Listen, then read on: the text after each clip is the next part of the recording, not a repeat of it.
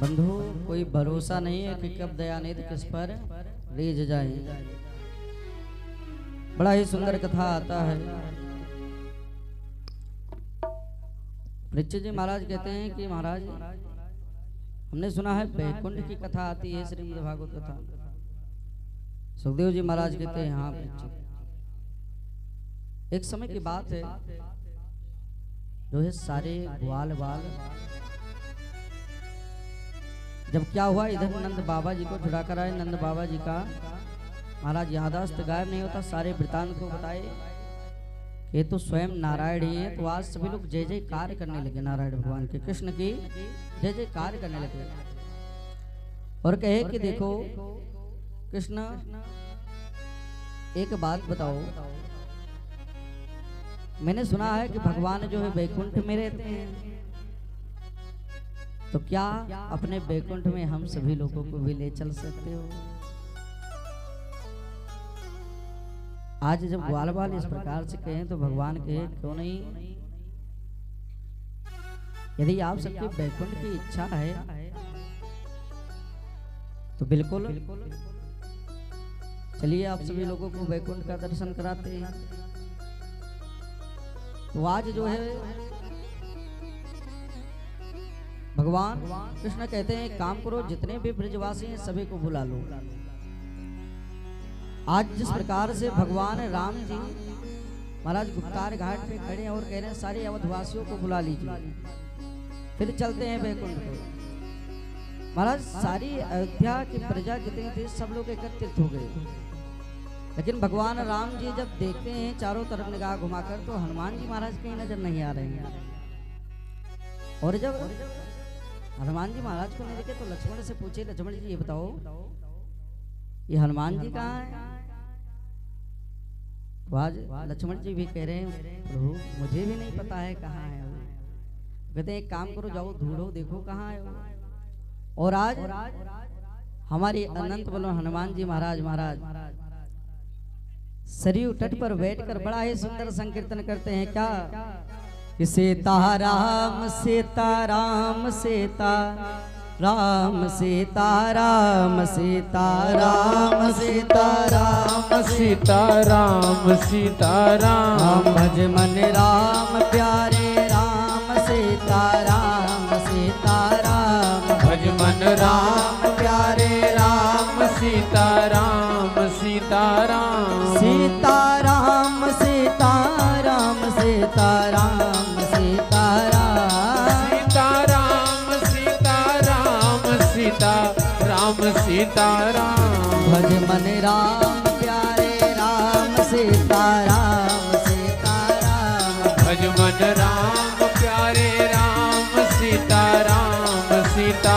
राम सीता राम सीता राम सीता राम सीता राम भज मन राम प्यारे राम सीता राम सीता हरि को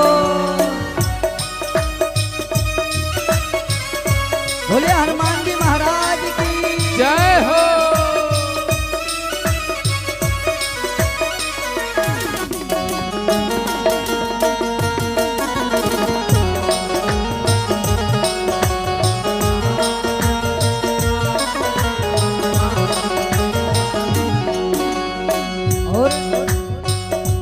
हे ब्रह्मा के चारों वेदों से यह नाम निकलता है। ब्रह्मा के चारों वेदों से यह नाम निकलता है। ब्रह्मा के चारों वेदों से यह नाम निकलता है। ब्रह्मा के चारों वेदों से यह नाम निकलता है। शंकर के मन मंदिर में प्यारे दीपक जलता है। शंकर के मन मंदिर में प्यारा दीपक जलता है।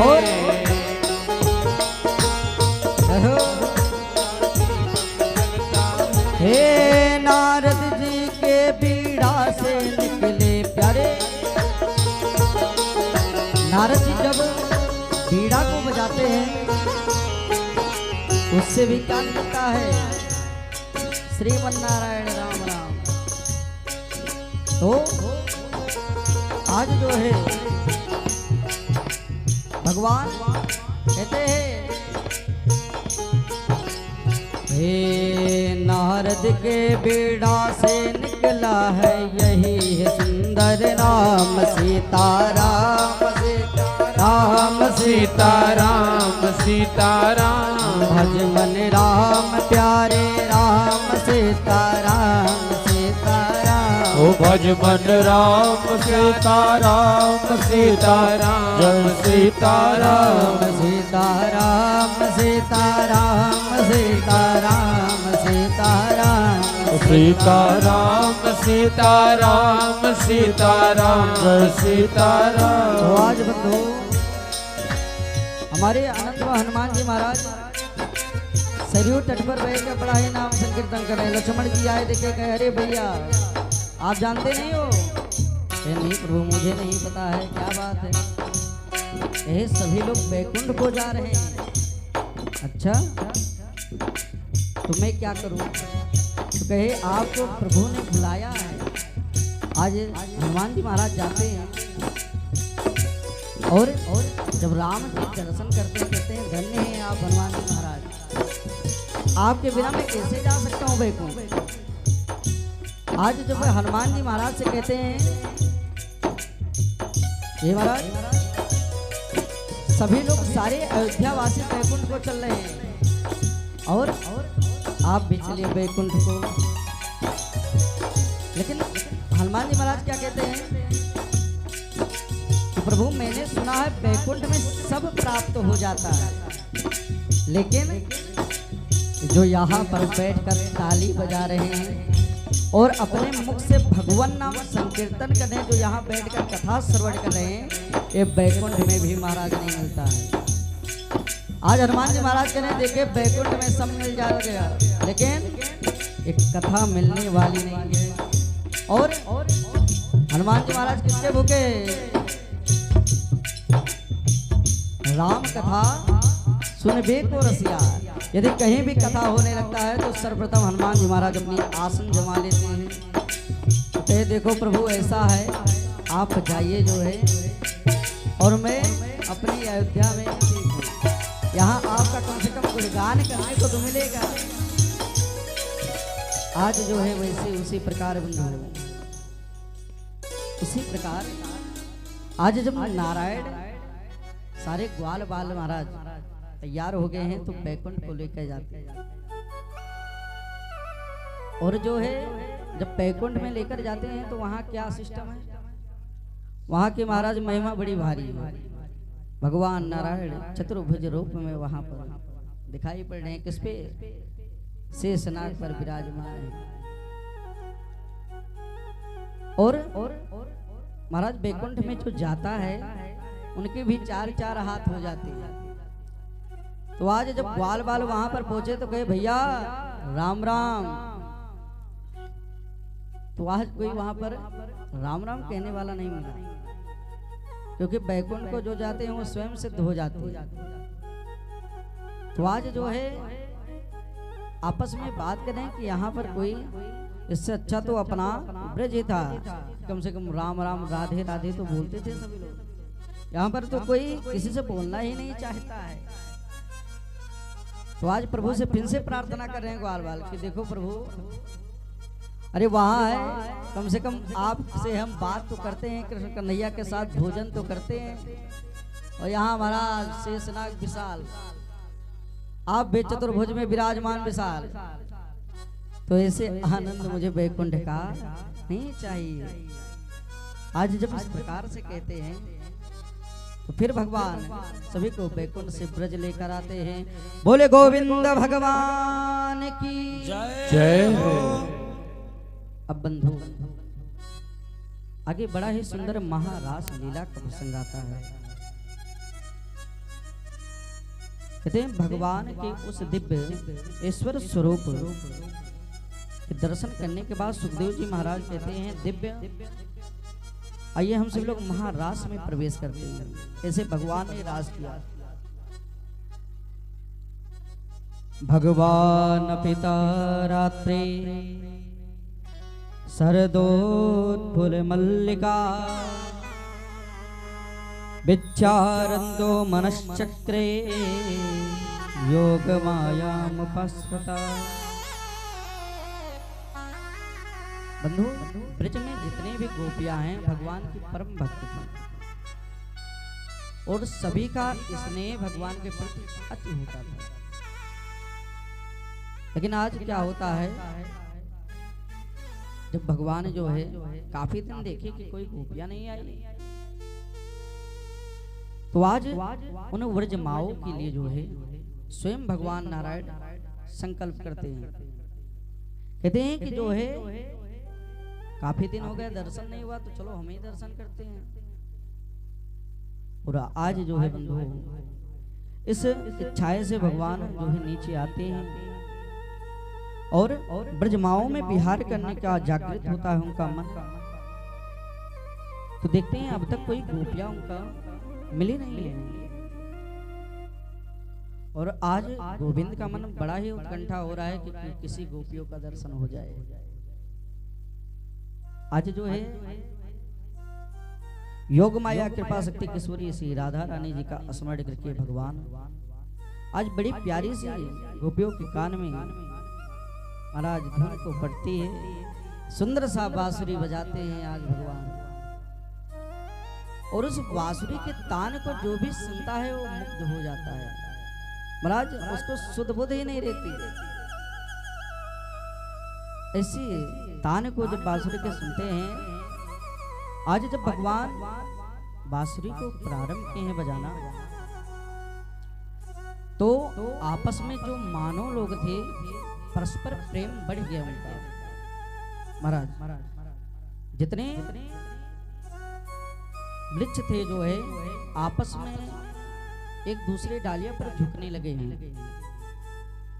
ऐसा उस तान का स्वर था बंधु। और कहते हैं इतवेरुरवं राजन सर्वभूत मनोहरम। आज कहते हैं कि संत कहते हैं जैसे पाषाण भी द्रवीभूत हो रहे हैं उस तान से। और लेकिन बंधु इस बंसी का जो धुन था केवल ब्रज की उन गोपियों को सुनाई पड़ता है जो चीरहरण में थी। अच्छा, चीरहरण में जो गोपियां थी भगवान को अति प्रिय थी और भगवान से बड़ी ही प्रेम करती थी। तो आज जब ये भगवान बांसुरी को बजाना प्रारंभ किए तो उन सभी गोपियों के कर्ण में आवाज जाता है। और महाराज सभी लोग जो है आज दौड़ी दौड़ी आ रही हैं। कोई तो भोजन बना रही थी, भोजन बनाते वहां छोड़ आई हैं, चल रहा है। और इधर आज जो है ब्रज में आ गई हैं। कई गोपियां श्रृंगार कर रही थी महाराज, आधे श्रृंगार किए हैं आधे श्रृंगार ही नहीं किए हैं। और आज उस धुन को सुनकर दौड़ी भगी आ रही हैं। आज जो है जब इस धुन को जितनी भी गोपियां सुन रही अपने अपने कार्य को छोड़ते हुए आ रही हैं। कोई घर का कार्य कर रहा तो कोई बाहर का, जो जहां पड़ा वैसे पड़ा छोड़कर चले आई। और जब एक गोपिया महाराज अपने घर से चली तो उनके जो पति देव थे वो उनको रोक दिए। और रोक दे क्या, आपको कहीं नहीं जाना। और जो है दरवाजा को बंद कर दिए। उस तान के विरह में आज गोपियां रह नहीं पाई। यही में यदि भगवान के दर्शन नहीं कर सकती हूँ, यदि भगवान कृष्ण के पास में जा नहीं सकती हूँ, तो ऐसे जीवन जीने से क्या फायदा है। महाराज उसी कमरे में अपना प्राणांत कर लेती है उस विरह में। और आज सारी गोपियां ब्रज में गई हैं। और जैसे ही भगवान का दर्शन करती हैं तो आज उनकी खुशी का पारावार नहीं रह जाता। आज जो है इतना प्रसन्न होते हैं, कहते हैं कि मेरो तो भाग्य जाग जो ऐसे गोविंद के दर्शन करने का शुभ अवसर प्राप्त हुआ। और महाराज आज जब गोपियां जंगल में जाती हैं तो क्या करते हैं, भगवान नारायण भी बड़े होशियार कहते हैं, आओ आओ गोपियां, आपका स्वागत है। अब इधर तो गोपियां गदगद हो रही बंसी का धुन सुनकर, ये आज बड़े प्यार से जो है भगवान स्वागत कर रहे हैं। और जैसे ही अगला प्रश्न करती है, क्या किए, हे देवी ये बताओ इस वन में अकेले कहां विचरण कर रही हूँ। और महाराज जैसे ही गोपियों के कर्ण में यह शब्द गया तो बहुत दुखी हो गई। अच्छा महाराज, बंसी आप बजाए, निमंत्रण आप दिए, और फिर पूछ रहे हो कि आप सब इस जंगल में क्या करने के लिए आई हो। बड़े धन्य हो। लेकिन आज भगवान स्वयं गोपियों के मुख से सुनना चाहते हैं कि मैं कितना आपसे प्रेम करती हूँ। और आज जब इस प्रकार से कहते हैं तो गोपियां जो है मौन खड़ी हो जाती हैं शांति से।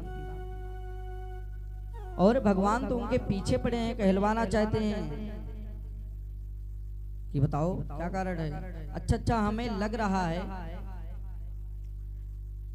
कि आज शरद पूर्णिमा है, तो हो सकता है रात की चांदनी को देखने के लिए यहाँ आई हो। अब इधर जब यह पूछते हैं तो गोपियां अपने सिर को हिलाती हैं, कहते नहीं महाराज, परंतु एक चीज ये ध्यान रखना, यदि आई हो शरद पूर्णिमा की चांदनी देखने के लिए तो इस जंगल में ध्यान रखना और ऐसे अकेले ना घूमो। कहीं चांदनी रात देखने के चलते चलते कोई शेर और भालू आहार ना बना लिया, और देख लिया तो अब जाओ। जब इस प्रकार से भगवान कृष्ण कहते हैं तो आज गोपियां बड़ी दुखी होती हैं। यदि चंद्रमा की चांदनी तो बहुत अच्छी तरह से मैंने देखी, और आप नहीं, कई बार हमने देखा है, और मैंने बात देखने के लिए यहाँ पर नहीं आई हूँ। अच्छा, तो क्या करने के लिए आई हो सकता है हमें लग रहा है कि क्या पता पतिदेव जी से झगड़ा हो गया हो, इसे जंगल में भगाई हो। फिर से हिला देती हैं हाथ जो है गोपियां, कहती है नहीं, ऐसी भी बात नहीं है, मैं कोई झगड़ा करके यहाँ पर नहीं आई हूँ। फिर महाराज कहते हैं कि जो है तो फिर कारण क्या है, लगता है कोई ब्रज में संकट तो नहीं आ गया जिसकी वजह से यहाँ भाग रही है। अब प्रश्न पे प्रश्न जो है कृष्ण जी करते जा रहे हैं, और गोपियां उतनी ही दुखी होती जा रही हैं। आज जो है कहते हैं देवी तुम्हें पता नहीं है, लोक मर्यादाओं का ध्यान नहीं है। जंगल जो है ऐसे अकेले नहीं आया जाता है, यदि कोई देखेगा तो क्या कहेगा। तमाम प्रकार से समझाते हैं, लेकिन बंधु आज अद्भुत प्रेम गोपियां प्रकट कर रही हैं, वो कह रही हैं आज जो ये आपकी बंसी बजी है महाराज, इसका धुन सुनकर अब मुझे कहीं अच्छा नहीं लग रहा है। लेकिन भगवान आज यह कहलवाना चाह रहे हैं कि आप कहिए कि मैं आपके लिए ही आई हूं। और आज ये गोपियां स्पष्ट भी कह नहीं रही। भगवान प्रश्न पे प्रश्न कर रहे हैं कि वाह महाराज, बंसी आप बजाए, जंगल में आप बुलाए, और आप ही पूछ रहे हो यहाँ क्या करने के लिए आई हो। धन्य है। लेकिन भगवान आज बार बार जो है कह रहे हैं कि देखो ऐसा है, यदि कोई दिक्कत परेशानी नहीं तो आप स्वयं जो है अपने घर लौट जाओ। जंगल में बहुत अच्छा नहीं है, लेकिन आज गोपिया अपने घर को जाना नहीं चाहती है। आज जो है कहती हैं कि मैं चली तो जाऊंगी, लेकिन मेरा दिल जो है मन यहीं पर लगा रहेगा। भगवान भी बड़े धन्य हैं। कहते हैं देखो ऐसा है, हम समझ रहे हैं बात को, लेकिन यहाँ जंगल में अच्छा नहीं, आप चले जाओ यहाँ से। आज एक गोपिया भाव प्रकट कर रही हैं किसे कि अकेले गए थे ब्रज में, कोई नहीं था संग में। अकेले गए थे ब्रज में, कोई नहीं था मेरे संग में। और मोर पंख वाला मिल गया हो, टेढ़ी टांग वाला मिल गया हो, मोर पंख वाला मिल गया, टेढ़ी टांग वाला मिल गया। अकेले गए थे ब्रज में, कोई नहीं था मेरे संग में। अकेले गए थे ब्रज में, कोई नहीं था मेरे संग में। और पंख वाला मिल गया, हाय टेढ़ी टांग वाला मिल गया हो, मोर पंख वाला मिल गया। अरे वाला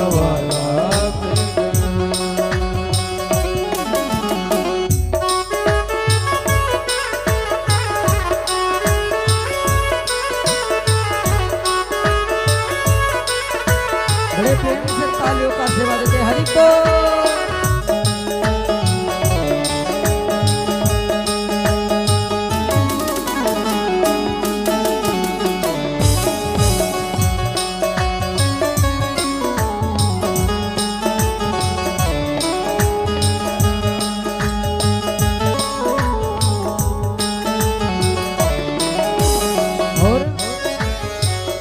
नींद चुराई बंसी बजा के, चैन चुराया चैन चला के।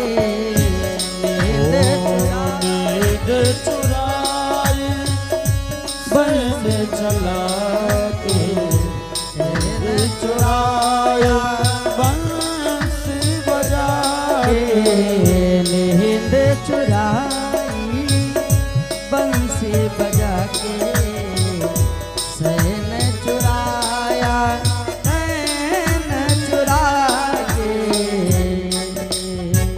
लगी आस मेरे मन में, गई थी मैं वृंदावन में।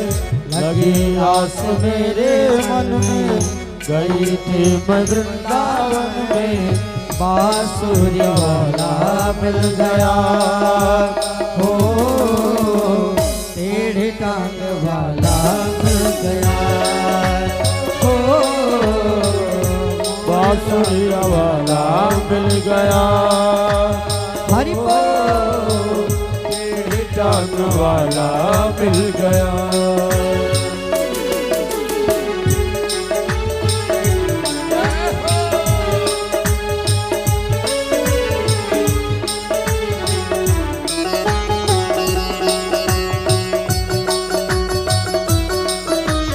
बोले राधा माधव सीताराम की।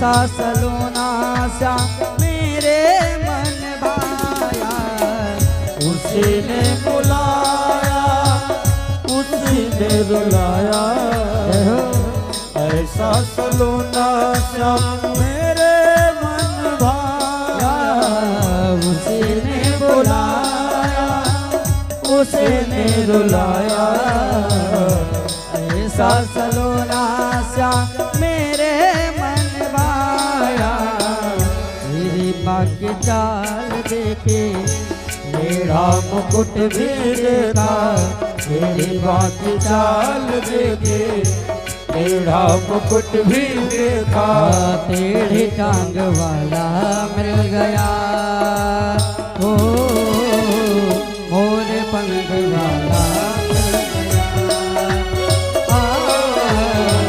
मोर पंख वाला मिल गया, ओ टेढ़ी टांग वाला मिल गया। बड़े प्रेम से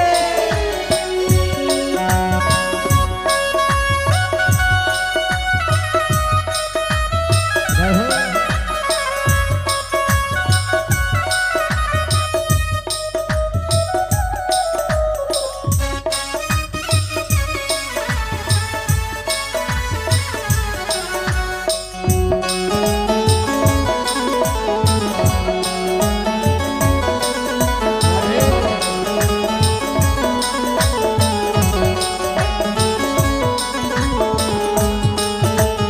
हरि बोल।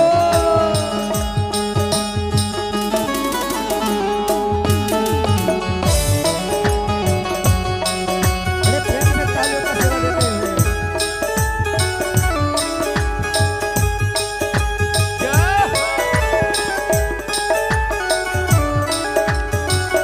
और कहते हैं, हे प्रभु बाह के बिहारे तुम्हें हृदय में बसाऊं, तेरे बिन श्याम सुंदर का चैन पाऊं, बाके बिहारी तुझे हृदय में बसाऊं, तेरे बिना श्याम सुन चैन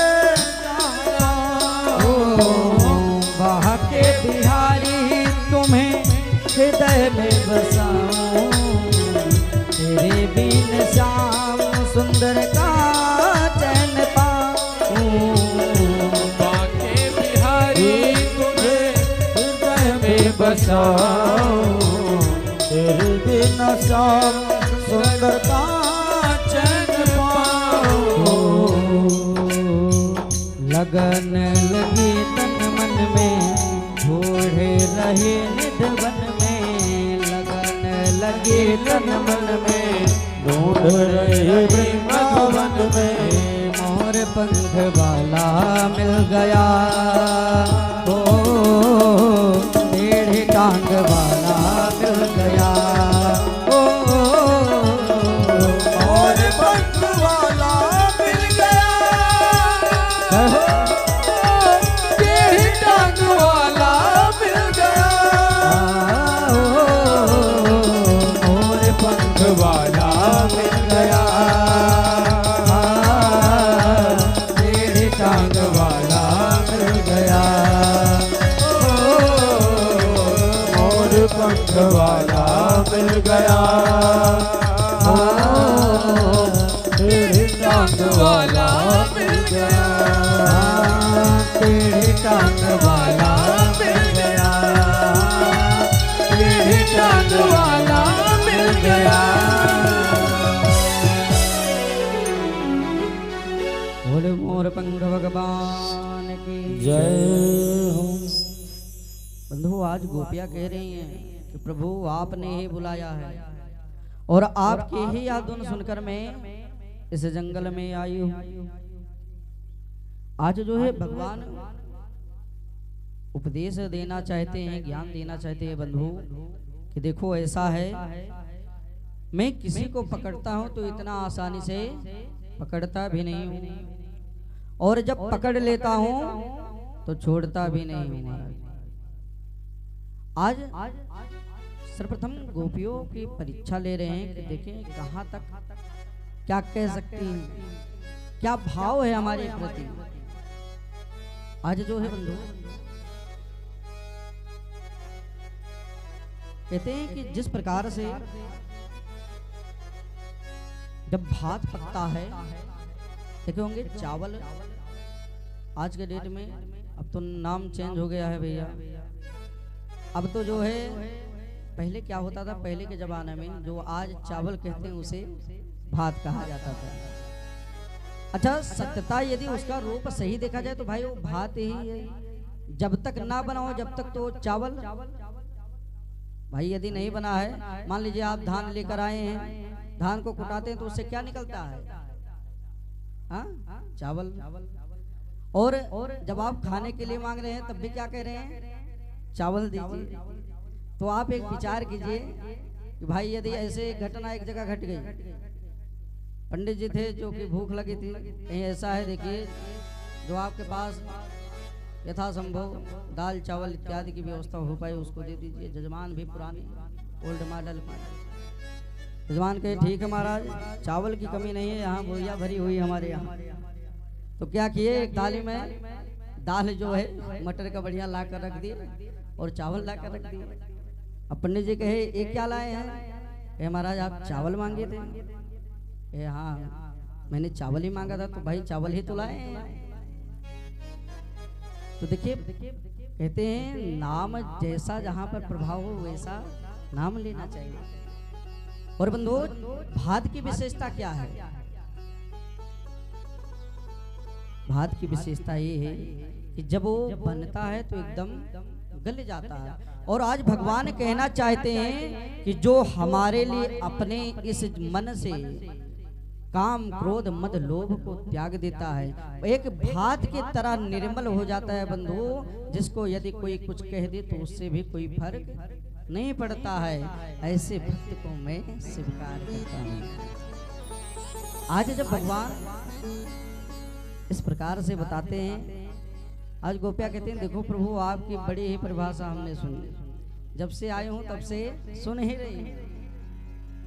और अब मैं आपसे निवेदन करना चाहती हूँ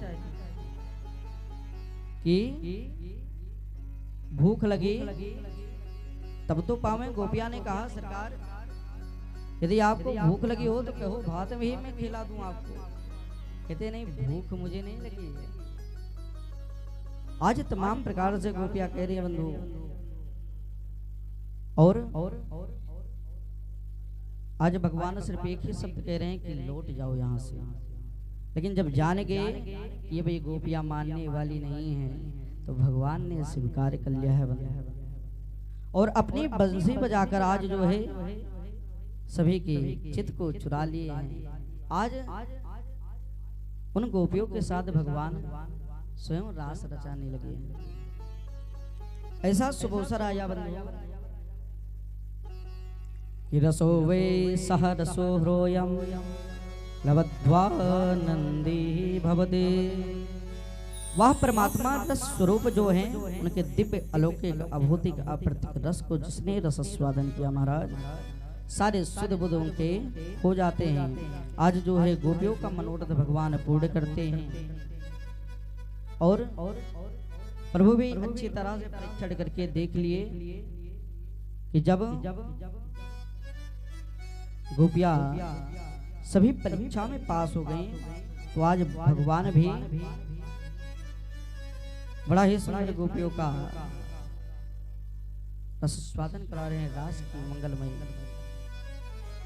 साक्षी बना रहे हैं और ब्रजमाओं के साथ आज विहार करने लगे हैं भगवान। आज बंधु गोपी के साथ भगवान ने अब उसका मनोरथ पूर्ण कहते हैं। आज सारी गोपियां जो है ताता थैया करके भगवान के साथ नृत्य कर रही हैं और नृत्य कर रही हैं महाराज। दिन रात पता ही नहीं चल रहा है। घर वाले ढूंढ रहे हैं कहाँ चली गई सही ब्रजमाओं, सारी गोपियां कहाँ चली गई हैं। और आज इधर गोपियां जो है भगवान के साथ नृत्य कर रही हैं। बड़ा सुंदर सा नृत्य हो रहा है, दिन रात का था ही नहीं चल रहा है। अब गोपियों को अभिमान आ गया किस बात का कि मैंने स्वयं नारायण परमात्मा को नचा रही हूं अपने इशारे पर। आज जो है अभिमान में हो गई कि मैं जो है आज इस टेढ़ी टांग वाले को स्वयं अपने साथ नचा रहा हूं, जैसे मैं कह रही हूं उस प्रकार ही नाच रहे हैं। लेकिन नारायण तो अंतर्यामी, सभी के भाव को जानने वाले, सो तुरंत अपनी माया फेरे भगवान और क्या किए, मात्र एक गोपी ऐसा थी जो उनके प्रति बड़ा ही प्रेम और स्नेह से महाराज में थी, और बाकी सारी गोपियों को अभिमान आ गया। बंधु भगवान भी तुरंत जो गोपी थी निश्चल मन से उनको लेकर अपने साथ 9-2-11 हो गया। आज जब गोपियां देखती हैं कि भगवान कहाँ चले गए, सारी तरफ दौड़ रही हैं, भगवान कहीं दिख नहीं रहे हैं। आज जो है जहां नृत्य कर रही थी महाराज, हंस रही थी, वहां आज दुखी हो गई, विलाप करने लगी। आज गोपियां कह रही मेरे प्रभु कहाँ चले गए आप, आपके बिना मैं जी नहीं सकती हूँ। जब तक आपका दर्शन नहीं हो जाता, जब तक यह मन तृप्त नहीं होता है। लेकिन कुछ गोपियां समझ गई कि मुझे जो अभिमान आ गया उसी वजह से मुझे लग रहा है भगवान चले गए।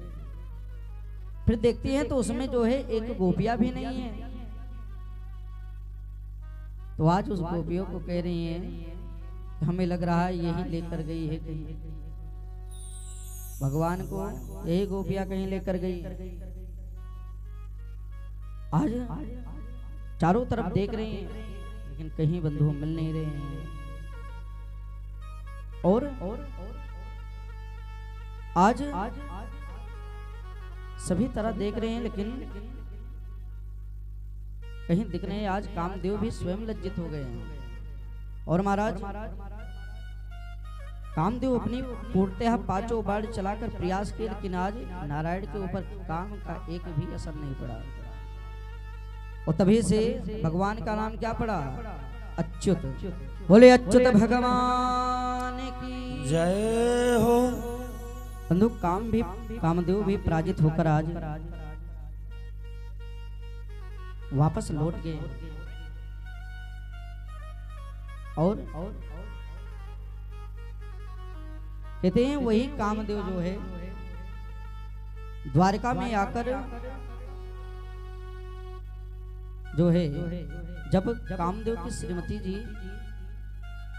कथा रामचरितमानस में बहुत ही सुंदर आता है इसका, लेकिन आज कथा भी इधर बहुत है तो प्रयास करेंगे अधिक से अधिक। तो आज जो है भगवान कहते हैं कि हे रति परेशान मत हो, जब द्वापर आएगा तो उसमें मेरा ही पुत्र आपका प्रद्युम्न होगा, जिनका नाम प्रद्युम्न।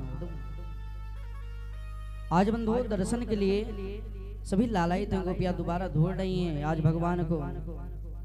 और भगवान जब अदृश्य कहीं दिखाई नहीं पड़ रहे हैं तो सभी लोग बड़े ही दुख होता है। आज जो है जाती हैं और फूल पत्तों से पूछते हैं, वृक्षों से पूछते हैं कि क्या आपने मेरे प्रभु को, कृष्ण को कहीं देखा है। आज महाराज वो भी कहते हैं मैंने कहीं नहीं देखा। और देखते हैं कि आज तुलसी महारानी जो है हरियाली से एकदम छाई हुई हैं और दौड़ रही हैं, महाराज हिल रही हैं। तो आज गोपियां उनसे पूछ रहे हैं अच्छा ये बताओ है क्या आपने कृष्ण जी को देखा है। तो महाराज उधर से हवा चलती है और ऐसे तुलसी हिल जाता है। तो आज गोपियां कहती हैं ये कहाँ बताने वाली है, ये भी कह रहे नहीं। और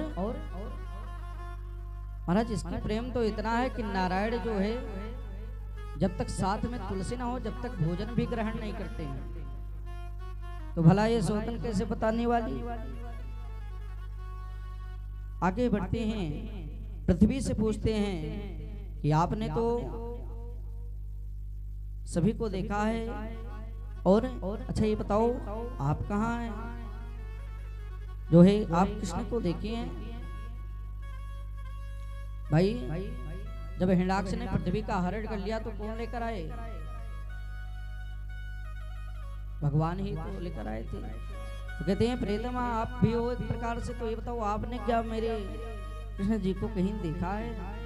आज पृथ्वी माता भी बोल रही है मैंने नहीं देखा। आज बंधु प्रेम से बड़े ही बोध नहीं रहता। जिस प्रकार से आज सभी से पूछते हुए सारी गोपियां जा रही हैं और एक ने बोली कि देखो ऐसा है, हमें जैसे लग रहा है प्रभु ने कुछ ना कुछ लीला करके यहाँ से जरूर गए हैं। तो एक काम करो, कोई बात नहीं, भगवान नहीं है तो आज उनके जो है पूर्व में जो लीला हो उसी को किया जाए संतुष्टि के लिए। तो आज कोई यशोदा बन जाती हैं, कोई कृष्ण बन जाती हैं, कोई उसी में बाल बाल बन जाते हैं, तो कोई सखिया बन जाती हैं। तमाम प्रकार से लीला करती हैं और लीला करते हुए देखती हैं तो वहां ब्रज में जो है पैर बना हुआ है और आज जब उस पैर को देखती हैं तो कह रहे हैं हे देवी मुझे तो लग रहा है ऐसे ही भगवान गए हैं। और जब थोड़ा आगे और बढ़ती हैं तो क्या देखते हैं कि जो है थोड़ा पैर दबा हुआ है, मिट्टी जो है दबी हुई है। तो कह रहे हैं मुझे लग रहा है वो गोपिया जो है भगवान उसको हाथ में लिए हुए इसीलिए पैर दब रहा है। देखो ना यहाँ बना हुआ है। आज ऐसे एक करके पैर देखते हुए जा रहे हैं भगवान की। कहते हैं प्रभु अब रहा नहीं जा रहा है, जहां भी हो कृपा करके आ जाए।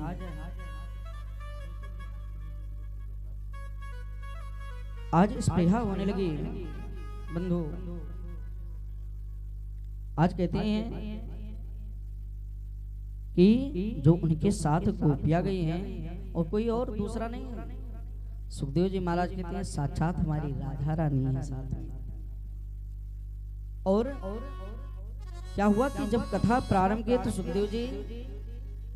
सुखदेव जी महाराज की राधा रानी अधिष्ठात्री देवी थी, उनको गुरु माता मानते थे। और बंधु जब राधा रानी का ध्यान करने लगते थे, श्री जी का ध्यान करते थे सुखदेव जी, तो कई हफ्ते कई महीने व्यतीत हो जाते थे। ध्यान करते करते उनका नेत्र ही नहीं खुलता था। तो सुखदेव जी महाराज के देखो परीक्षित को साथ ही दिल में उद्धार मुक्ति दिलवाना है, और यदि कहीं हमने ध्यान कर लिया तो महाराज कई महीना बीत जाएंगे, नेत्र ही नहीं खुलेंगे। तो आज बड़ा ही सूक्ष्म ध्यान किए हैं और इसलिए सजग होकर सावधान होकर सुनाते हैं। आज बंधु एक समय की बात है, धर्म सम्राट कृपात्री जी महाराज वृंदावन की जब गीत पर कथा कहने लगे तो उन्होंने गोपी गीत का प्रथम श्लोक बोला। और क्या हुआ, प्रथम श्लोक में ही इतना भाव विभोर हो गए कि आगे की कथा बढ़ी ही नहीं, वही कथा विश्राम कर। आज जो है सुखदेव जी महाराज कहते हैं हे वधू, आज ऐसा ही स्थिति है कि जो भगवान का ध्यान कर लेता है, राधा रानी जी का ध्यान कर लेता है, तो वो ध्यान ही करते रहता है। अन्वेषण करती हुई जो गोपियां आ रहे थे, उन्होंने जब किशोरी जी की वह अवस्था को देखा तो स्पृहा समाप्त हो गई। बंधु उस ब्रज की गोपी की व्यथा देखकर सब गोपियों की विरह उसके साथ टूटी हुई गई। वापिस अब यमुना तट पर आती हैं सारी गोपियां और मिलकर गोपियों ने बड़ा ही सुंदर मधु गीत गाया। आह बहन,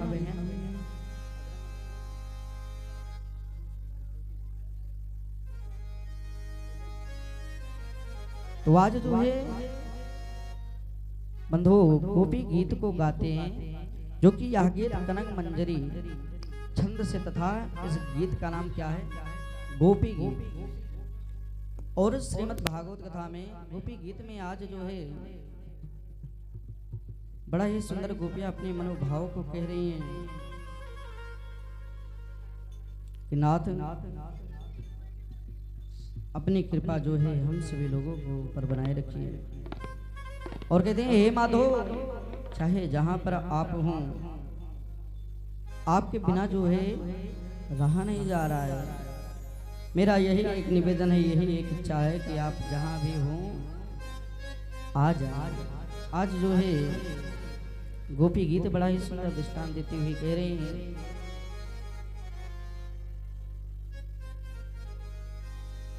जयते तेधिकं जन्मना प्रजा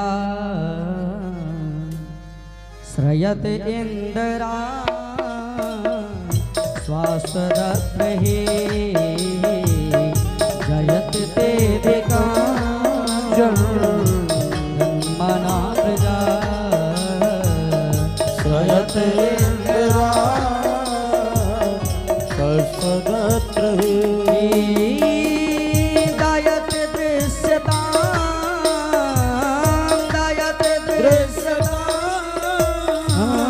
दीक्षुतावता त्वयि भृता सवा स्वां विचिन्वते तवै धृतवा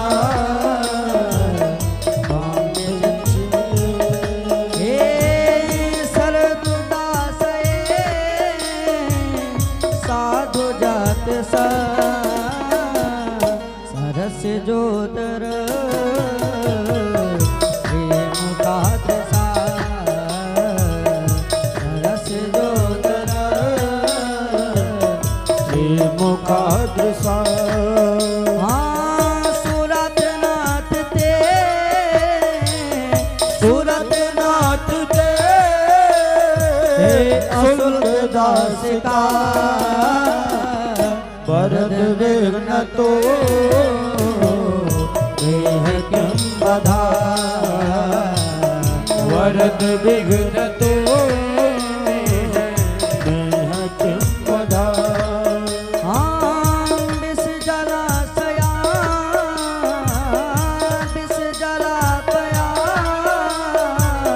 दयाल रक्षसा वर्ष मारुता वेदुनादला, वर्ष मारुता वेदुनादला। ब्रह्मयात्मजा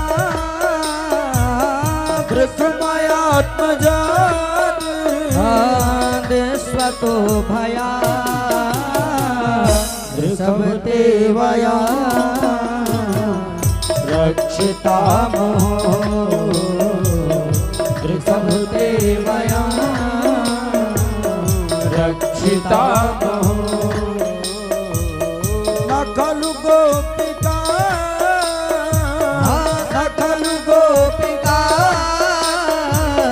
नंदनो भवा नखिल देना अंतरात्मदृक् अखिल देना अंतरात्मदृक्।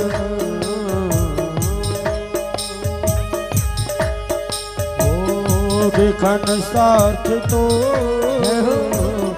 विश्वगुप्तये विघ्न साधितो विश्वगुप्तये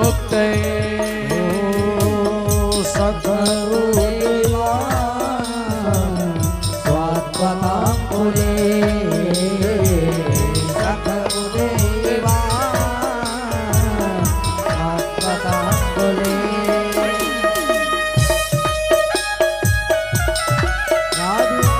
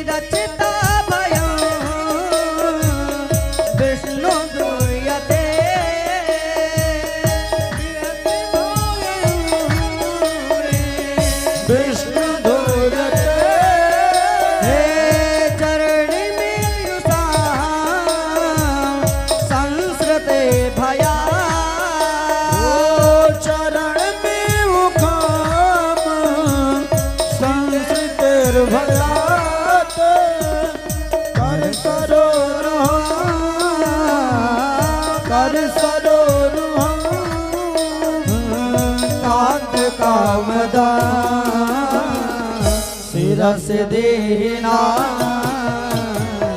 श्रीकर ग्रहम् शिरस देना श्रीकर ग्रहम्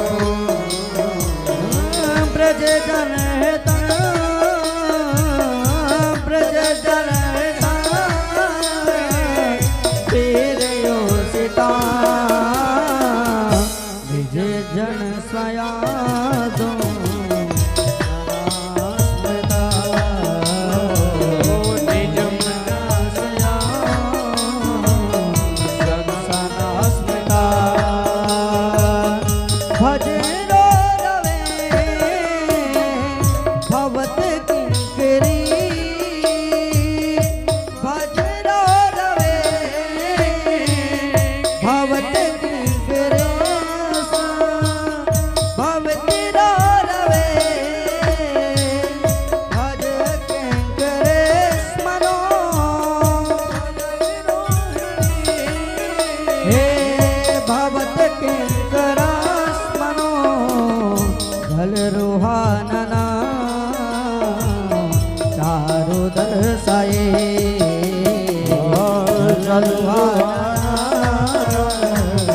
चारु दर्शाए जयत तेधिकं मना प्रजा जयत तेधिकं मना प्रजा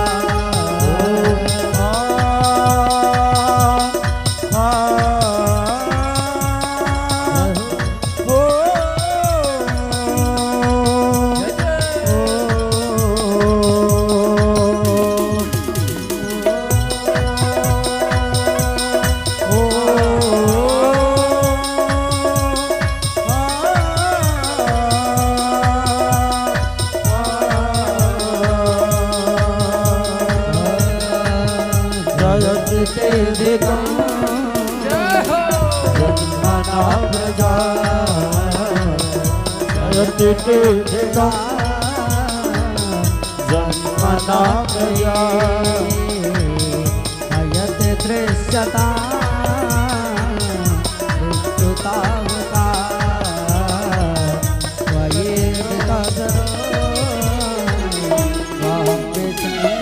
भटे।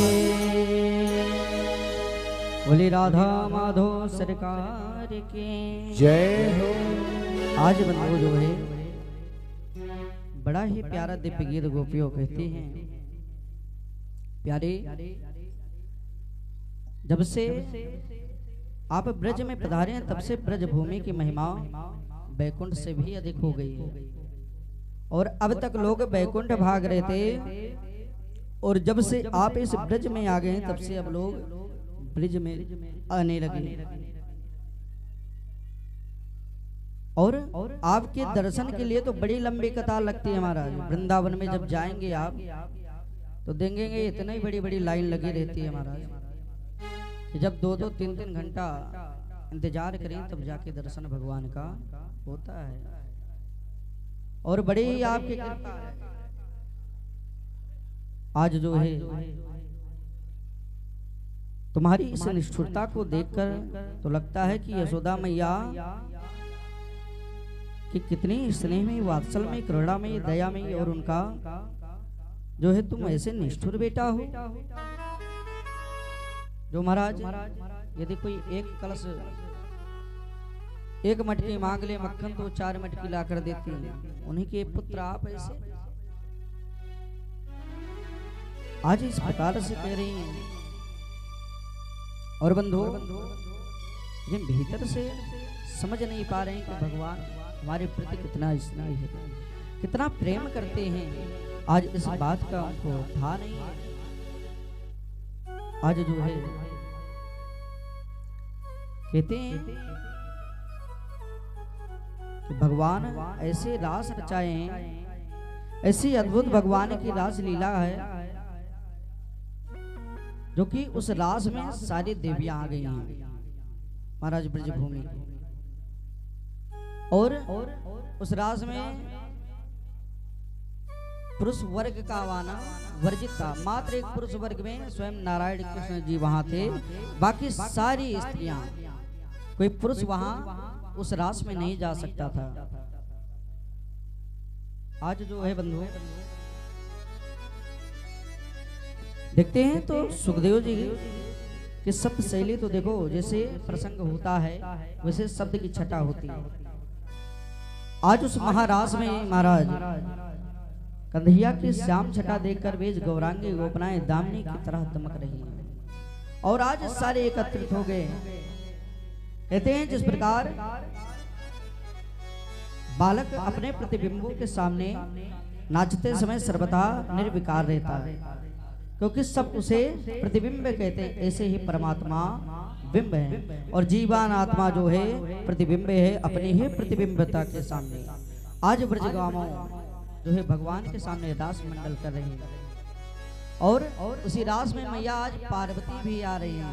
महाराज जब तैयार हो रही है मैया पार्वती तो भगवान शिव जी कहते हैं आप कहाँ जा रहे हो देवी जी? तो आज मैया बताते हैं कि बड़ा ही सुंदर रास रचा है और उसी में जा रहे हैं। तो आज शिव जी कह रहे हैं मुझको भी चलना है, अपने साथ ले चलिए। तो आज जो है देवी कह रहे हैं देखो प्रभु ऐसा है उस रास में जो है सिर्फ नारी जाते हैं, पुरुष वर्ग का वर्जित है, पुरुष कोई नहीं जाते। तो भगवान कह रहे हैं कि कोई बात नहीं, ऐसी बात है तो मुझे ही नारी बना दो, लेकिन मुझे अपने साथ लेकर चलो भगवान के दर्शन करने के लिए, उस महाराज का दर्शन करने के लिए।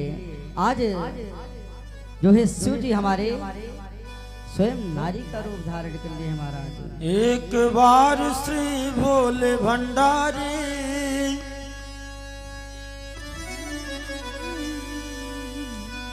एक बार श्री भोले भंडारी बन करके ब्रज नारी वृंदावन आ गए हैं, वृंदावन आ गए हैं।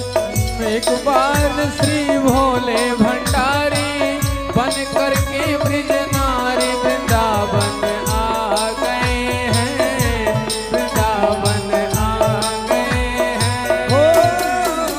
ओ पार्वती ने मना किया पर ना माने त्रिपुरारी वृंदावन आ गए हैं, वृंदावन आ गए हैं। पार्वती ने मना किया पर ना माने त्रिपुरारी वृंदावन आ गए हैं, वृंदावन आ गए हैं। जय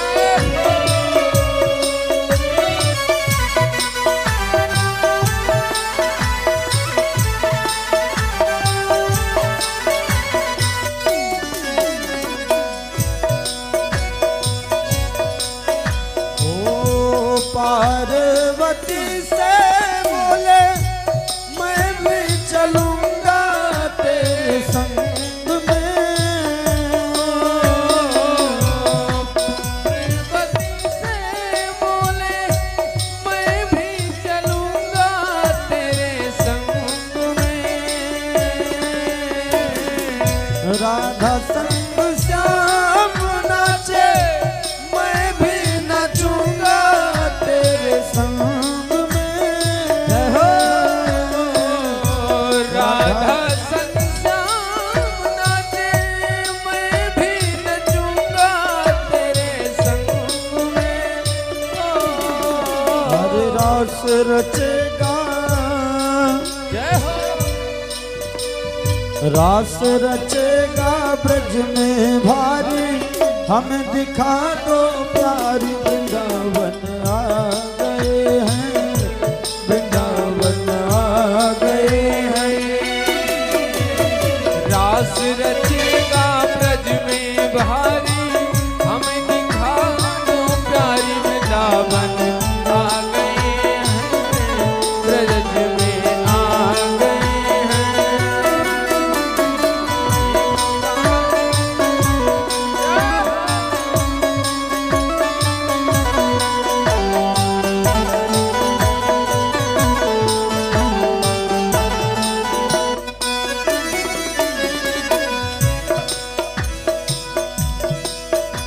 माता जी क्या कहती हैं?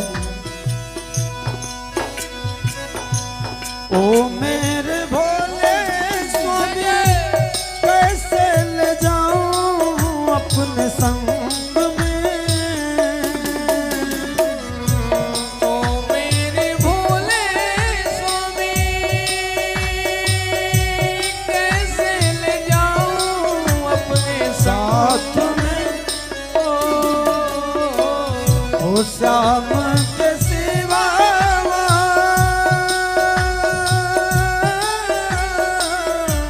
पुरुष न जाए उस रास्ते में। श्याम के सिवा पुरुष न जाए उस रास्ते में। हरे हंसी करेंगी ब्रज की नारी हो, हंसी करेंगी ब्रज की नारी। मानो बात हमारी वृंदावन आ गए हैं, वृंदावन आ गए हैं।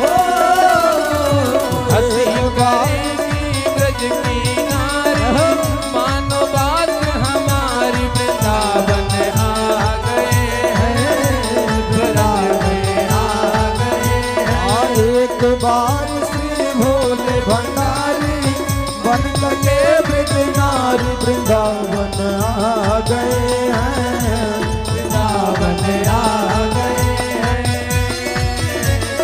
एक बार श्री भोले भंडारी बन करके ब्रज नारी वृंदावन आ बोले भोलेनाथ की। वृंदावन आ गए हैं। हरि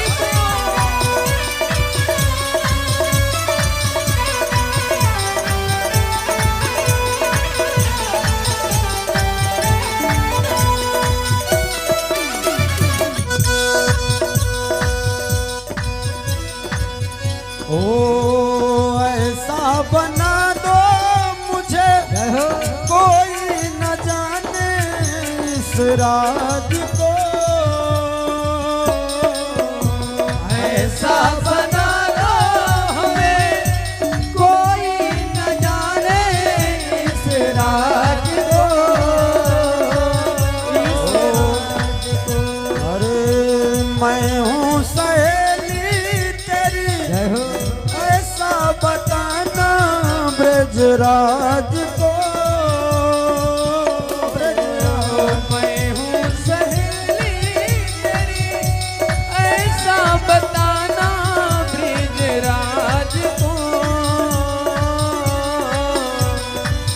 और अरे बना के जूड़ा पहन के साड़ी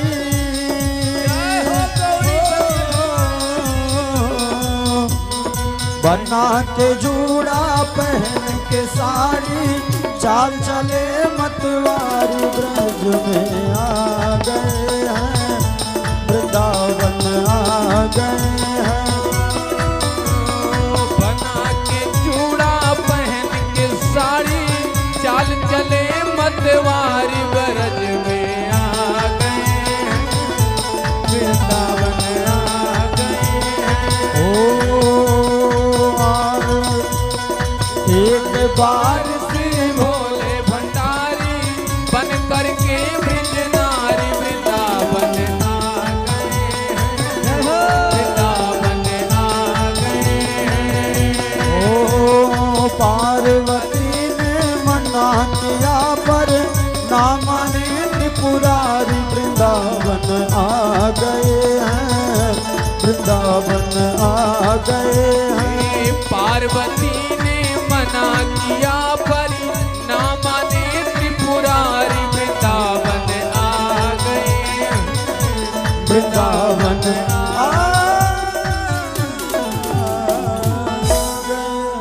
जय हो। बोले राधा रमण सरकार की जय हो। बाल कृष्ण भगवान की जय हो। गोपेश्वर नाथ महादेव की जय हो। बंधु उस रास में जाते हैं और तभी से बाबा का नाम क्या हुआ? गोपेश्वर नाथ।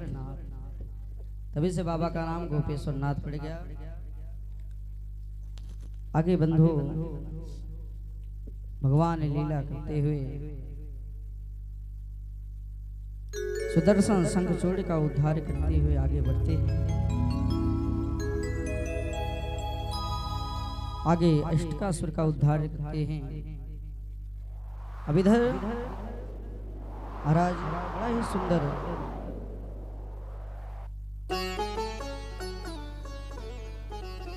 क्रूर जी का प्रसंग आता है। एक समय की बात है,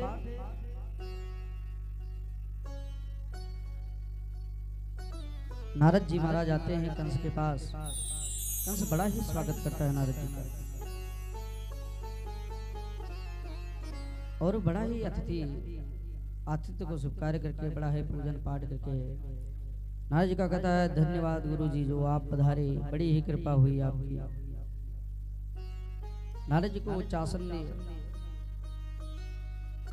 आज नारद जी पूछ रहे हैं जो है कंस से, बताओ सब कुछ कुशल मंगल तो है? आज कहते अरे महाराज यही तो सबसे बड़ी आफत है, क्या बताऊं आपको। मैंने बड़े बड़े असुरों को ब्रज में भेजा, लेकिन महाराज जो जाते हैं वो वापस आते ही नहीं हैं, वहीं पर गोविंदाय नमो नमः हो जाता है। बड़े चक्कर में पड़े हुए हैं। नारद जी बोले, सुनो राजन, ये जो नंद के लाला हैं आप जानते नहीं हो? ये जो यशोदा और रोहिणी के लाला हैं, यही जो है कृष्ण और बलराम हैं, और यही देवकी के पुत्र हैं। अब महाराज कंस क्रोधित हुआ, कहा ऐसे कैसे हो सकता है गुरुदेव, ये आप जाने नहीं, जो है सब वसुदेव जी की कृपा से ऐसा हुआ, और लालन पालन वहां हो रहा है, लेकिन ये देवकी के ही पुत्र हैं। अब कंस जैसे सुना, कहा आज मैं वसुदेव को छोड़ने वाला नहीं हूं। आज जो है महाराज नारद जी समझाते हैं, सुनो वसुदेव को मारने से क्या मिलेगा, उनको तो जो करना था अब हो गया है। अरे तुम्हें कुछ नहीं मालूम है, जानते नहीं हो, वसुदेव को मारने से कोई काम बनने वाला नहीं है। और सुनो ये जोश से काम लेने वाला समय नहीं है। वसुदेव तो फिर कभी पकड़ में आने वाला आ जाएगा, लेकिन बंधु मेरा यदि कहा मानो तो एक दिव्य मेले का आयोजन करो, और जो है मेले में सभी को निमंत्रण दो, और उसी में कृष्ण और बलराम को भी बुला लो।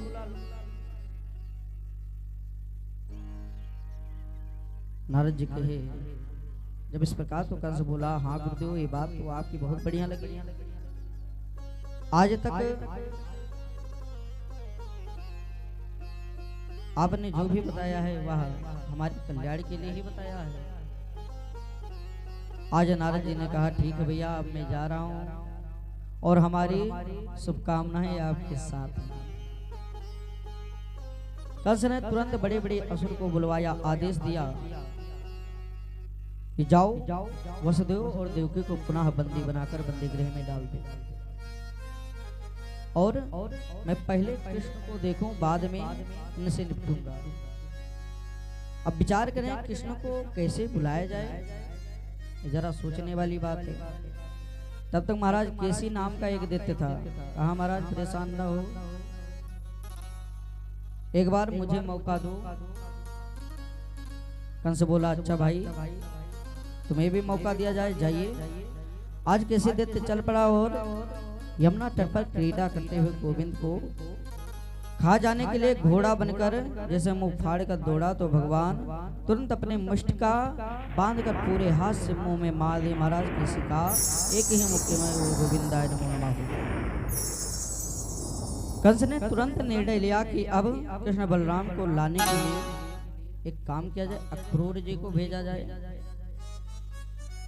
तो आज जो है दूत को भेजकर अक्रूर जी को बुलाते हैं कि जाओ बता दो कंस ने बुलाया है। यह जानकर अक्रूर जी पहले तो बहुत घबराए, फिर डरते आए, जाने क्या संकट आने वाली है महाराज। अब जो है इधर जैसे ही अक्रूर जी पहुंचते हैं तो दरबारियों आज बड़ा ही सुंदर स्वागत कर रहे हैं। कंस ने आगे बढ़कर जो है अभिवादन किया, आइए आइए मित्र, तुम तो हमें बिल्कुल लग रहा है भूल ही गए हो। और बताओ कैसे हो, सब कुशल मंगल। आज अक्रूर जी भी सोच रहे हैं कम से इतना मुझसे प्रेम करने लगा है। तो आज जो है कहते हैं कि अक्रूर जी जानते ना मैंने एक दिव्य मेला का आयोजन किया है और मैं सोच रहा हूं कि इस मेला में दूर दूर से सभी लोग आए और मैंने जो है वृंदावन में कृष्ण और बलराम की बड़ी सुनी है, तो उनको भी निमंत्रण दिया जाए, बुलाया जाए। इधर जो है अक्रूर जी महाराज जाते हैं। महाराज मैं आपके सेवक हूं, जो आप आज्ञा दीजिए वही श्री उद्धार है। आज जो है श्रीधाम वृंदावन के लिए चल पड़ते हैं और सवेरे का चला हुआ बंधु आज शाम हो गया है, अभी पहुंचे नहीं है। कह रहे हैं आज इतना समय क्यों लग रहा है इनको। तो कह रहे हैं जब दो पग बढ़ते हैं आगे तो आज फिर भगवान का ध्यान करते हैं कि मेरा आज ऐसी सौभाग्य है कि आज जो है मैं स्वयं नारायण से मिलने जा रहा हूं। और महाराज जाते हैं, धीरे धीरे आगे बढ़ते हैं और भगवान के ध्यान में आनंद होकर कभी कभी तो ऐसा होता है समाधि लग जाता है, घोड़े भी तब तक चलेंगे वहीं रुक जाते हैं, शांत खड़े हो जाते हैं। अक्रूर जी समाधि लगाए रथ में बैठ गए, कई घंटे तक बीत जाते हैं महाराज।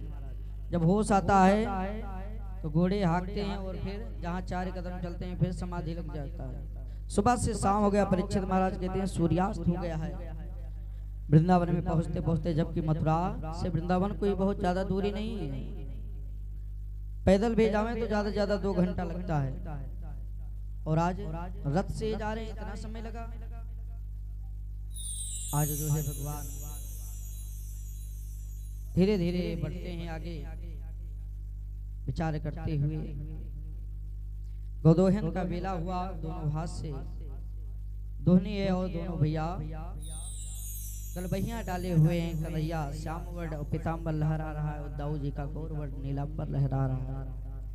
जैसे शरद पूर्णिमा में 2 चंद्रमा एक साथ प्रकट हो गए हों। अक्रूर जी महाराज दौड़ पड़े और प्रभु के पाद पद्मों में जाकर लिपट गए हैं। बंधु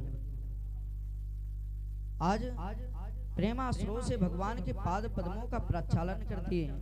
प्रभु ने जैसे उठाकर हृदय से लगाया, दाऊ भैया अक्रूर चाचा के प्रेम को देखकर गदगद हो गए और दोनों भैया हाथ जोड़कर भीतर ले गए हैं। नंद बाबा दौड़कर अक्रूर जी से भेंट करते हैं। भगवान ने दिव्य आसन दिया, उन्हें बैठाया और पाद प्राचलन कर नैवेद्य इत्यादि कराया, गौ माता का दर्शन कराया। धीरे धीरे आगे बढ़ते हैं। आज जो है पूछते हैं चाचा जी ये देवों से कुशलता तो है, कोई दिक्कत तो नहीं है। तो आज जो है कहते हैं यही तो सबसे बड़ी दिक्कत है। आज ये देशों में क्या हुआ है,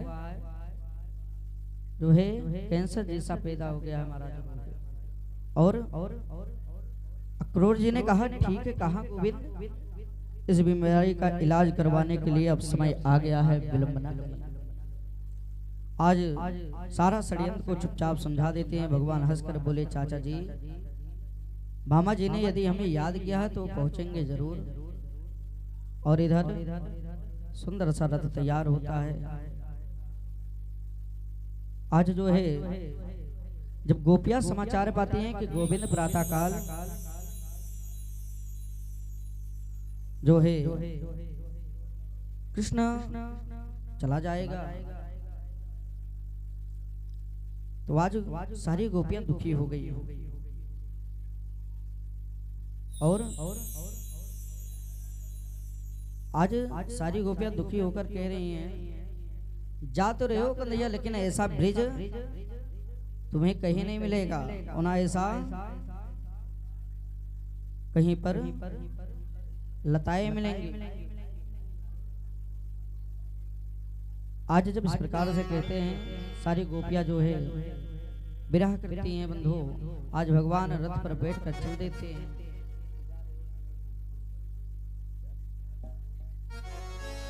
आज जो है धीरे धीरे आगे बढ़ते हैं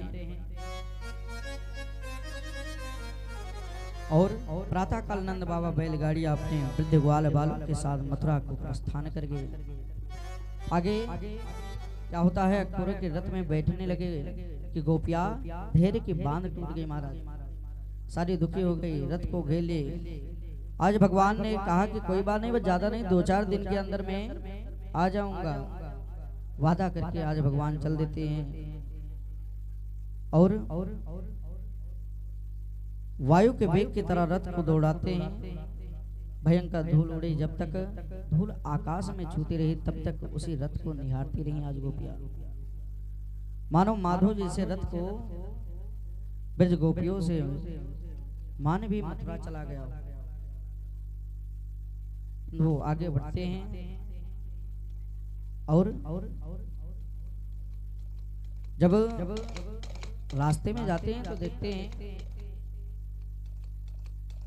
सारे आज जो ग्वाल बाल थे और भगवान कृष्ण बलराम जी ग्वाल बाल कह रहे हैं कि महाराज देखो, राजा के यहाँ चल रहे हैं, मामा जी के यहाँ, और सुंदर कपड़े नहीं पहने हैं, और जब तक ब्रजवासी बढ़िया चंदन न लगाए रहे मस्तक पर, सुंदर कपड़ा ना पहने रहे, तब तक आनंद नहीं आता। तो कहते हैं आज कृष्ण जी परेशान ना हो, उसका भी व्यवस्था किया जाएगा। तो महाराज उधर से देखे कि जो है कंस का धोबी आ रहा था, तो धोबी से कहे भैया देखो ऐसा है, इसमें से सुंदर सुंदर 2-4 वस्त्र हमें भी दे दो, और कंस हमारे मामा लगते हैं तो उसी प्रकार आप भी मामा लगे, तो मामा जी 2-4 वस्त्र सुंदर सुंदर देखकर हमें भी दे दीजिए। तो आज महाराज धोबी का अभिमान था कि मैं कंस का जो है कपड़ा धोता हूँ। तो उसने कहा मूर्ख, तुम जैसे गवार गैया चराते हो और ऐसे राजा महाराजाओं के कपड़ा पहनने लायक तुम हो। तो कृष्ण जी तुरंत धड़ाम से एक चाटा दी और धोबी का गोविंदाय नमः हो गया। इस दृश्य को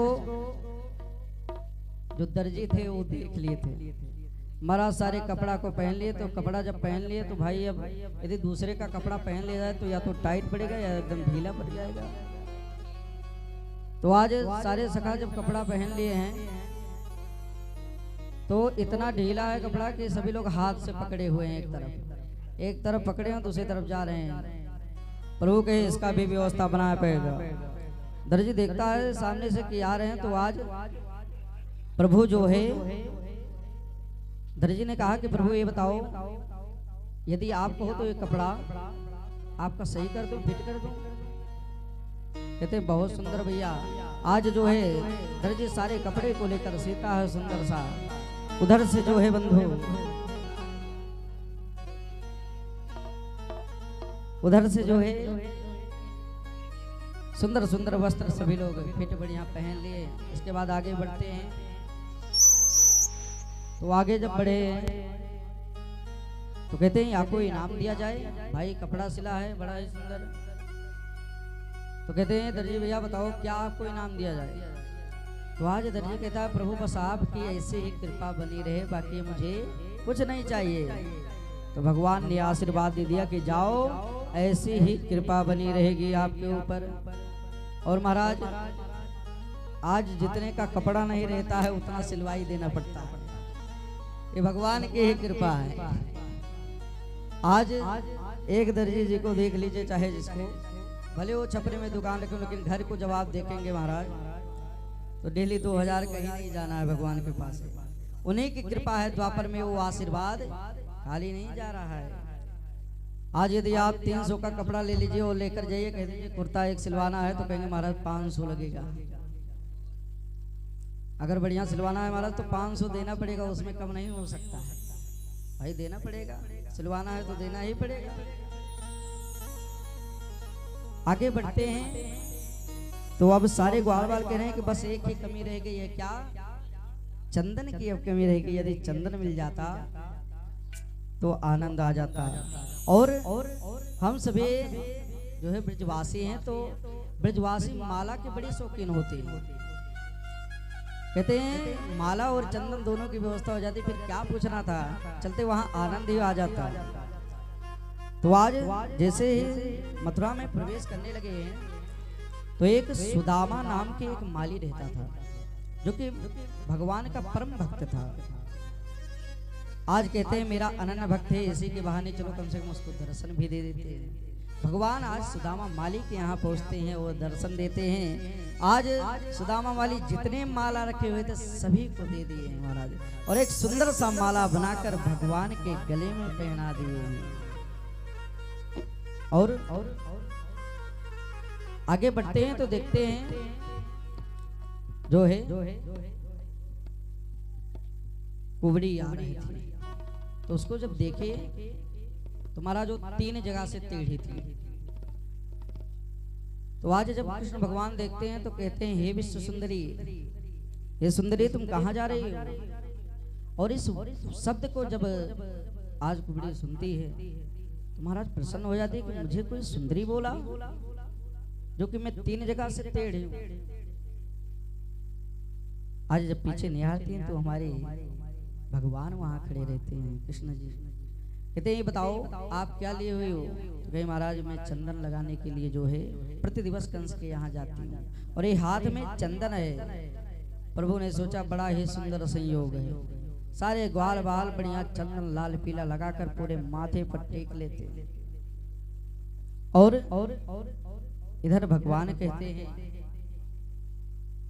कि जो भक्त मेरे आश्रित हो जाता है, जो भक्त मुझ पे निर्भर हो जाता है, उसका कल्याण न हो किसी पन्ने में नहीं लिखा हुआ है। तो आज जो है बंधो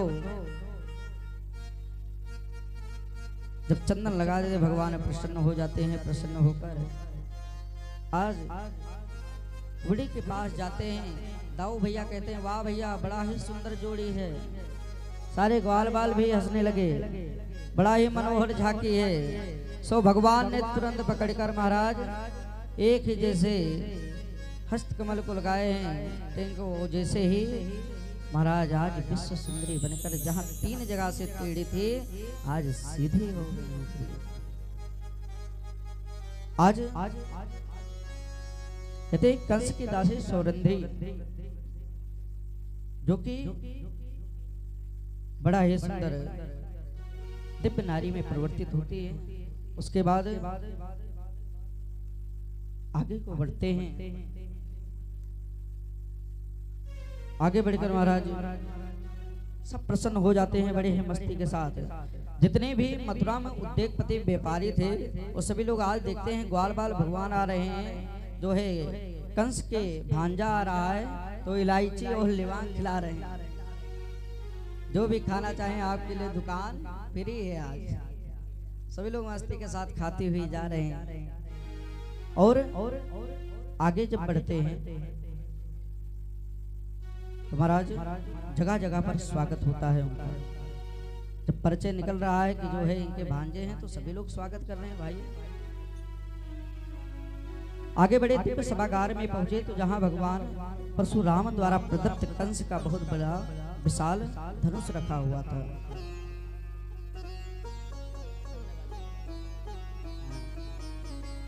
बड़ा ही सुंदर है। तो देखते हैं तो भगवान कहते हैं क्यों ना बलदेव भैया, दाऊ भैया इसको देखा जाए, यदि आज्ञा करो तो नेक धनुष को छू लें। दाऊ भैया कहते हैं देखो ऐसा है, कहीं आगे हो ऐसे डायरेक्ट थोड़ी ना छुआ जाता है। फिर इच्छा तो थी कृष्ण की। दाऊ भैया कहते हैं ठीक है, यदि इच्छा है तो जाओ, मामा को धनुष से कौन सी दिक्कत है। आज धनुष के आसपास जो रक्षक सैनिक खड़े हैं वो सब हंसने लगे। कल का तू बच्चा अभी दूध के दांत गिरे नहीं है और महाराज का धनुष उठाने चल दिया है। तो दाऊ जी इशारे से बोले लाला ने इनको उठाए के दिखाई दो। सो तुरंत आगे बढ़े और पलक झपते ही बाएं हाथ से धनुष को उठा लिए हैं बंधु और प्रत्यंचा चढ़ाई, जैसे धड़ाम से धनुष तोड़कर दो टुकड़े में हो गया। और जब दो टुकड़े में हो गए इतने में भयंकर शब्द हुआ, धरती हिल गई महाराज। कंस तो बेचारा सिंहासन से गिरते गिरते बचा, सैनिक सब जो है मारने के लिए दौड़ पड़े। तो दाऊ भैया लाला आधा टुकड़ा इधर जल्दी से फेंक दे और धनुष के आधे आधे टुकड़े करके सैनिकों का खूब पिटाई की। सैनिक प्राण बचाते हुए भगवान की नजर से कंस के पास पहुंचकर कहते हैं महाराज गजब हो गया। कहते हैं क्या हुआ। कहते हैं जो आपके भांजे आए हैं वो धनुष को तोड़ दिए हैं। और जैसे कंस ने सुना कि धनुष को तोड़ दिए तो उसको पक्का विश्वास हो गया कि अब हमारी गारंटी खत्म हो गई, क्योंकि परशुराम जी बताए थे इस धनुष को जो भी तोड़ेगा उसी से समझ लीजिएगा कि आपकी मृत्यु होगी, वध होगी।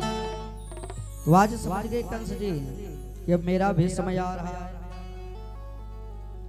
अब महाराज भोजन करते हैं तो दाल में भी काला, अगर यदि जीरा आ जाए तो उनको कृष्ण ही नजर आ रहे हैं। धीरे धीरे आगे बढ़ता है। अगर पानी पीते हैं तो उसमें भी जो है काली छाया जल में आ जाता है, तो लगता है जैसे कृष्ण ही खड़ा हो गया। आज चारों तरफ कृष्ण ही कृष्ण दिखाई दे रहे हैं। इधर जो है आज जब कंस सोता है तो भयंकर स्वप्न देखता है। क्या देखता है। भूत प्रेत बुलाकर आलिंगन कर रहे हैं। कभी देवता हैं कि गधे पर बैठकर शरीर में तेल लगा रहे हैं और दक्षिण दिशा में जा रहे हैं। कभी चलते चलते इस परछाई में जो है छिद्र हो जाता है, छेद हो जाता है। ऐसे जब देखते हैं और बंधु ऐसे स्वप्न यदि आता है तो जो है मृत्यु का संकेत देता है। आज जो है अब तो कंस के भय और तगड़ा बढ़ गया। जैसे तैसे सवेरा हुआ, नंद बाबा बोले लाला चल प्रभु, बाबा आप चलो हम बाद में आएंगे। नंद बाबा आगे चलकर सभागार में उपयुक्त स्थान पर बैठ गए। बाद में दाऊ भैया साथ गोविंद चले। जैसे ही प्रभु ने सभागार में प्रवेश किया तो दरवाजे पर कुबलया नामक पीठ बड़ा है विशाल काय हाथी, जिसमें 10,000 हाथियों का अकेले में बल था, और उसको मुख्य दरवाजे पर खड़ा कर दिया महाराज। भगवान बोले हे महावत हाथी, हरिया मुझे भीतर जाना है। क्या सुनता नहीं है। लेकिन हाथी नहीं हटता है महाराज। इतने पर भी नहीं सुना तो भगवान ने डांटा, और ये ज्यादा गड़बड़ करेगा तो अभी एक मुष्टिका से तुझे तेरी हाथी दोनों को यमलोक रास्ता पहुंचा दूंगा। जब भी नहीं माना तो सो भगवान ने महाकुपित हो गए और मदांत हाथी को खड़ा होकर अंकुश को मारकर भगवान की तरफ जैसे दौड़ता है तो भगवान ने भी दौड़कर उसके दोनों लंबे लंबे दांत को जोर का झटका मारकर महाराज हाथी से पूरा वेदांती बना दिया। और इधर जो है बिना दांत के आज वो हाथी हो गया। दाऊ भैया भी बोले लाला एक दांत मोको दे और एक दांत तो ले, जितने हैं सबरन की यहीं पर कल्याण कर दिया जाए। हमारा जैसे जैसे एक एक आ रहे हैं सभी का उद्धार करते हुए जा रहे हैं। आज रक्त संचित है जो है हाथी पड़े हुए बाहर और भगवान भीतर प्रवेश किए। सभा में हजारों व्यक्ति बैठे थे। उनके आंखों के साथ जैसे ये दर्शन करते हैं तो जो है आज दर्शन करते रह जाते हैं। भगवान के जो भी दर्शन कर रहे हैं उसी माया में उसी रूप में दर्शन कर रहे हैं, और जो भी जिस भाव से दर्शन कर रहे हैं भगवान भी उस भाव से उनको दर्शन दे रहे हैं। कि नैना लड़ गए मेरे कुंज बिहारी से। आज जितने लोग हैं सभी लोग नैना लड़ाए महाराज। कंस का ध्यान ही नहीं है कि ये राजा यहाँ के हैं और ये जो है इनको शत्रु मानते हैं। आज जो है भगवान को ही निहार रहे हैं। अरे नैना लड़ गए मेरे कुंज